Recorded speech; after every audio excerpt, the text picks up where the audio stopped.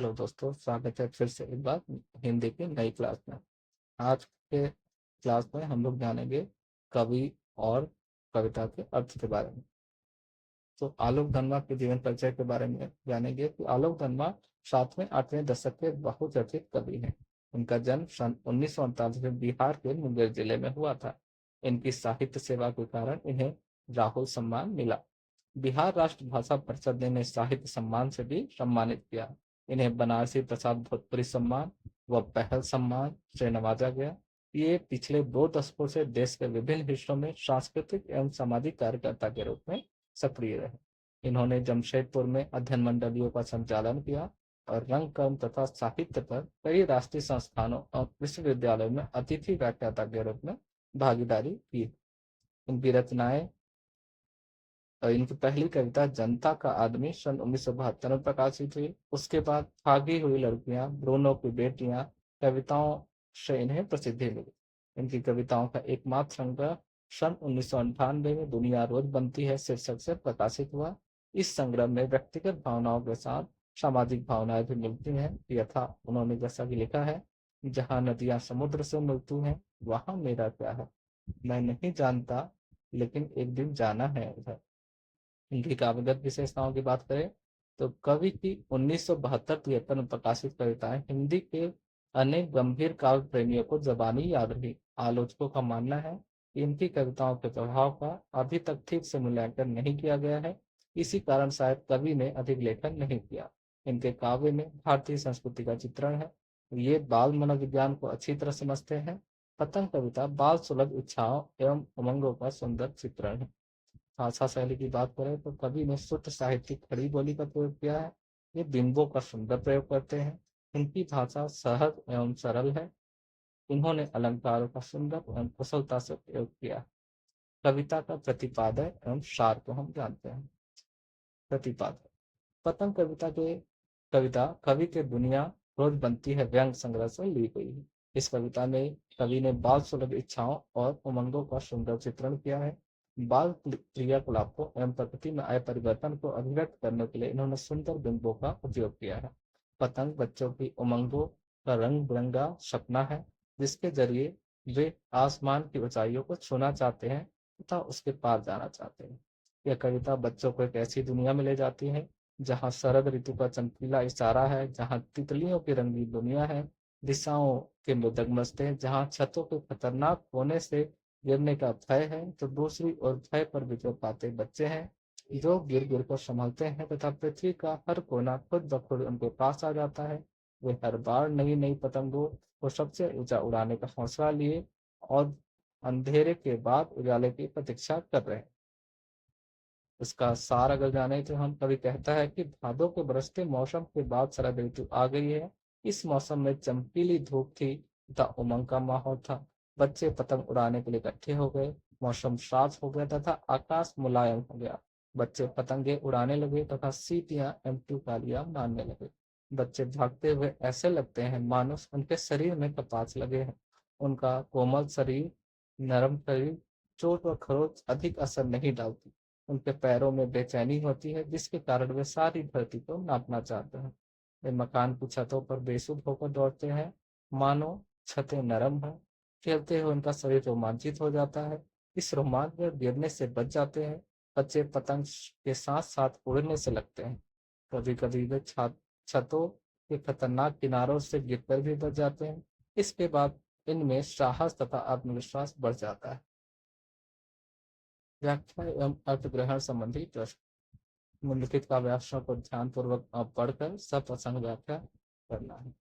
सबसे तेज बौछारें गई, भादो गया, सवेरा हुआ, अपनी नई चमकीली साइकिल तेज चलाते हुए, घंटी बजाते हुए, जोर जोर से चमकीले इशारों से बुलाते हुए, पतंग उड़ाने वाले बच्चों के झुंड को चमकीले इशारों से बुलाते हुए, आकाश को इतना मुलायम बनाते हुए, खरगोश की आंखों जैसा लाल सवेरा सरक आया पुलों को पार करते हुए कि पतंग ऊपर उठ सके, दुनिया की सबसे हल्की और रंगीन चीज उड़ सके, दुनिया का सबसे पतला कागज उड़ सके, बांस की सबसे पतली कमानी उड़ सके, कि शुरू हो सके सीटियों, किलकारियों और तितलियों की इतनी नाजुक दुनिया।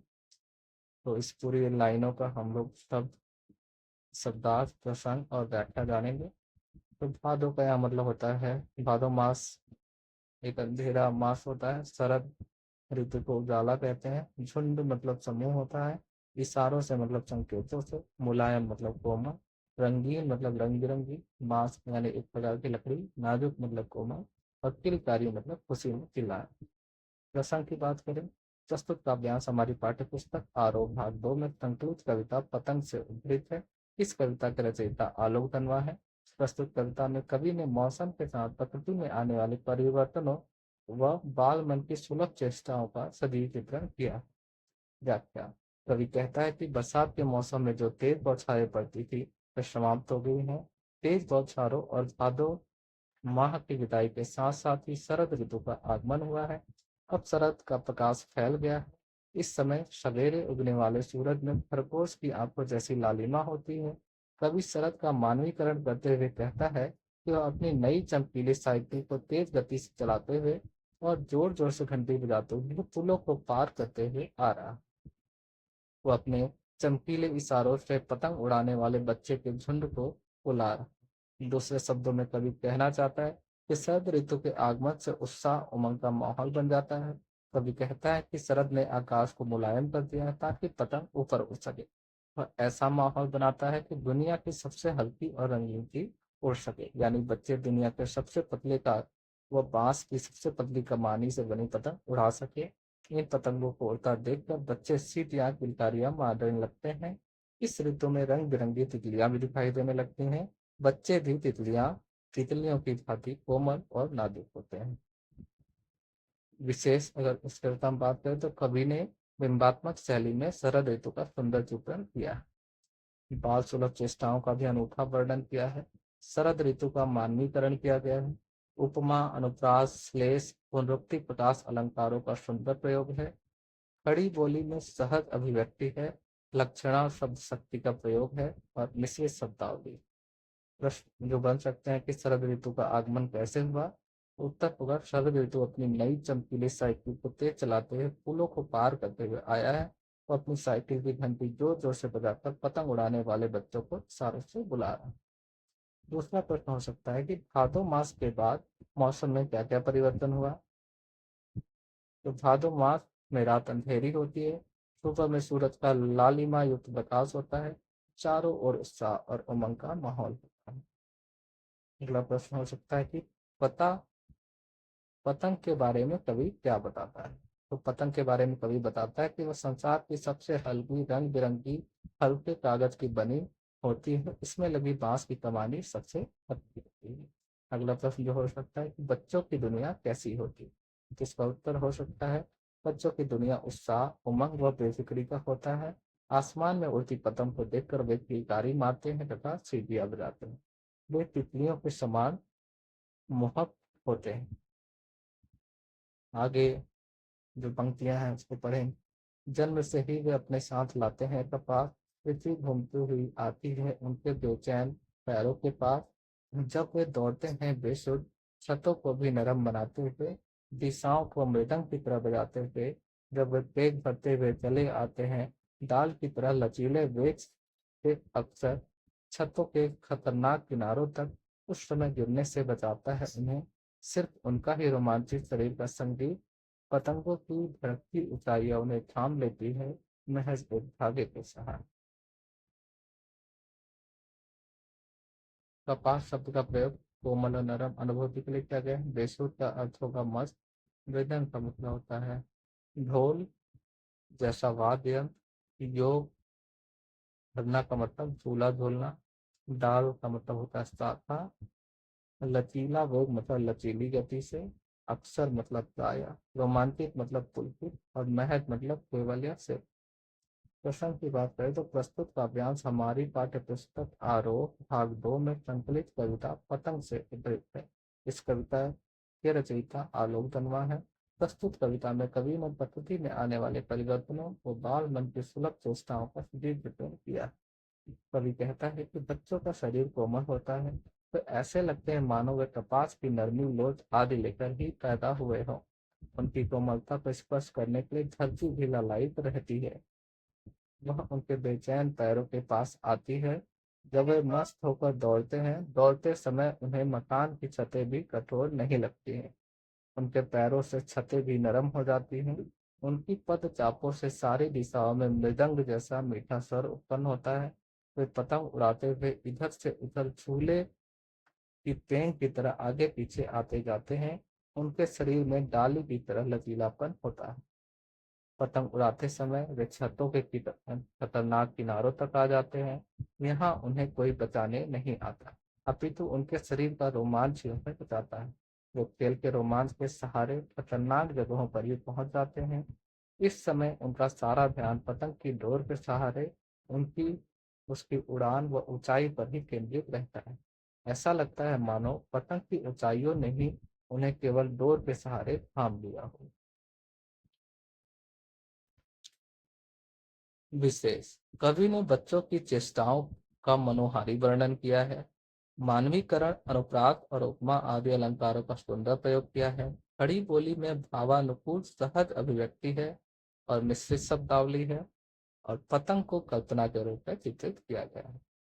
प्रश्न जो बन सकते हैं कि पृथ्वी बच्चों के पैरों के पास कैसे आती। तो पृथ्वी बच्चों के बेचैन पैरों के पास इस तरह आती है मानो वो अपना पूरा चक्कर लगाकर आ रही है। अगला प्रश्न हो सकता है कि छतों को नरम बनाने से यहाँ पर कवि का क्या आशय है। उत्तर होगा, छतों को नरम बनाने से कवि का आशय यह है कि बच्चे छत पर ऐसी तेजी और बेखुदी से दौड़ते हैं, फिर रहे हैं कि मानो किसी नरम एवं मुलायम स्थान पर दौड़ रहे हैं, जहां गिर जाने पर भी उन्हें चोट लगने का खतरा नहीं है।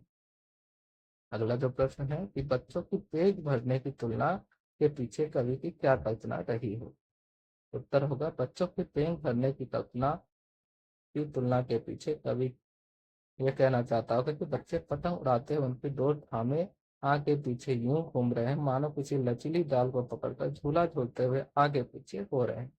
अगला प्रश्न है कि इन पंक्तियों में कवि ने पतंग उड़ाते बच्चों को तीव्र गतिशीलता एवं चंचलता का वर्णन किस प्रकार किया है।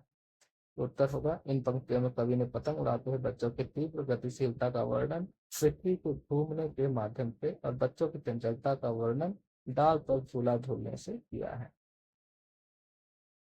अगली जो पंक्तियां हैं कि पतंगों के साथ वे भी उड़ रहे हैं अपने रंध्रों के सहारे। अगर वे कभी गिरते हैं छतों के खतरनाक किनारों से और बच जाते हैं, तब तो और भी निडर होकर सुनहरे सूरज के सामने आते हैं। पृथ्वी और भी तेज घूमती हुई जाती है उनके बेचैन पैरों के पास। शब्दार्थ यहाँ रंध्रों का मतलब खुराक से है, और सुनहले मतलब सूरज, सुनहले सूरज का मतलब सुनहरा सूरज। प्रसंग की बात करें तो प्रस्तुत काव्यांश हमारी पाठ्य पुस्तक आरोह भाग 2 में संकलित कविता पतंग से उद्धृत है। इस कविता के रचयिता आलोक धनवा है। इस कविता में कवि ने प्रकृति में आने वाले परिवर्तनों एवं बाल मन की सुलभ चेष्टाओं का सजीव जिक्र किया है।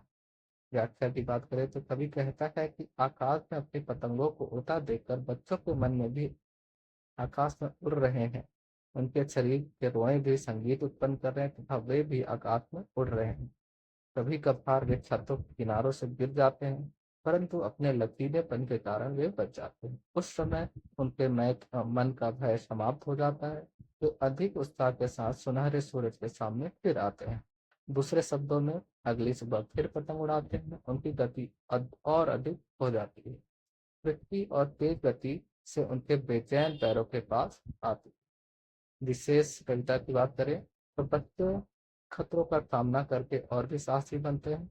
इस भाव की अभिव्यक्ति है। मुक्त छंद का प्रयोग में मानवीकरण, अनुप्रास, पुनरुक्ति, प्रकाश, अलंकार का प्रयोग किया गया है। खड़ी बोली में सहज अभिव्यक्ति है, दृश्य बिंब है और भाषा में लक्षणिकता है। जो प्रश्न है कि सुनहले सूरज के सामने आने से कवि का क्या आशय है। तो सुनहले सूरज के सामने आने का आशय है कि सूरज के समान तेजमय होकर क्रियाशील होना तथा पाप सुलभ क्रियाओं जैसे खेलना कूदना, उधम मचाना, भाग दौड़ करना आदि में शामिल हो जाना है। गिरकर बचने पर बच्चों में क्या प्रतिक्रिया होती है। उत्तर होगा, गिरकर बचने के बाद बच्चों की प्रतिक्रिया यह होती है कि उनका भय समाप्त हो जाता है और वे निडर हो जाते हैं। अब उन्हें तपते सूरज के सामने आने से डर नहीं लगता है, अर्थात वे विपत्ति और कष्ट का समान निडरता पूर्वक सामना निडरता पूर्वक करने के लिए तत्पर हो जाते हैं। अगला प्रश्न है कि पैरों को बेचैन क्यों कहा गया है? तो पैरों को बेचैन इसलिए कहा गया है क्योंकि बच्चे इतने गतिशील होते हैं कि वे एक स्थान पर टिकना ही नहीं जानते। वे अपने नन्हे पैरों के सहारे पूरी पृथ्वी नाप लेना चाहते हैं। और अगला प्रश्न है कि पतंगों के साथ साथ वे भी उड़ रहे हैं, इसका आशय स्पष्ट करना है। तो पतंगों के साथ साथ वे भी उड़ रहे हैं का आशय है बच्चे खुद भी पतंगों के सहारे कल्पना के आकार में पतंगों जैसे ही ऊंची उड़ान भरना चाहते हैं। जिस प्रकार पतंगे ऊपर नीचे उड़ती हैं, उसी प्रकार उनकी कल्पनाएं भी ऊंची नीची उड़ान भरती हैं, जो मन की डोरी से बंधी होती है।